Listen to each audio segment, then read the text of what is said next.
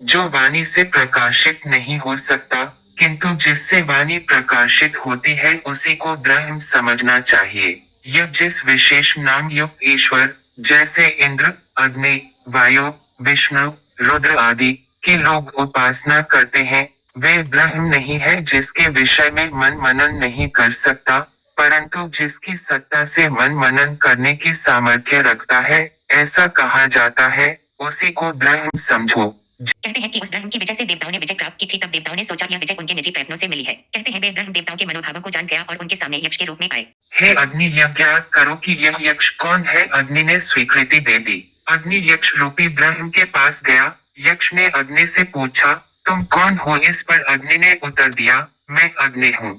मेरा नाम जातवेदास भी है। इस पर यक्ष ने पूछा, हे जातवेदास, तेरे नाम के अनुरूप तुझमें कौन सी शक्ति है। अग्नि ने उत्तर दिया, पृथ्वी में दिखाई देने वाले इस समस्त चराचर को मैं जला सकता है। आकाश में स्थित वस्तुएं भी मुझसे जल सकती है। यक्ष ने अग्नि को एक तिनका दिया और कहा, इसे जलाकर दिखाओ। अग्नि उस तिनके में प्रविष्ट हुआ, किंतु अपनी संपूर्ण शक्ति से भी उसे न जला सका और लौटकर देवताओं के पास चला आया तथा उनसे बोला, यह यक्ष कौन है, मैं इस तथ्य का पता न लगा पाया। तदनंतर देवताओं ने वायुदेव को आज्ञा दी, हे वायु, अब तुम मालूम करो कि यह यक्ष कौन है। वायु बहुत अच्छा कहते हुए चल पड़ा। वायु यक्ष के पास गया। इस पर यक्ष ने प्रश्न किया, तुम कौन हो। यह पूछे जाने पर वायु ने कहा, मैं वायु हूँ, मुझे मातृश्वा भी कहते हैं।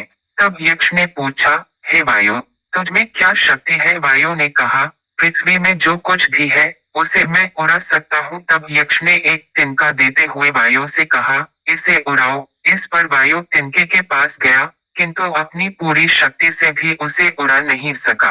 तब वह भी देवताओं के पास लौट आया और बोला, मैं इस बात को नहीं जान पाया कि यह यक्ष कौन है। देवताओं ने इंद्र से कहा, हे मेघवन, अब तुम इस बात का पता लगाओ कि यह यक्ष कौन है। बहुत अच्छा कहकर इंद्र यक्ष के पास गया, किंतु यक्ष इंद्र के सामने से अंतर्धान हो गया। जिस आकाश में वे यक्ष अंतर्धान हुआ था, इंद्र भी वहीं गया।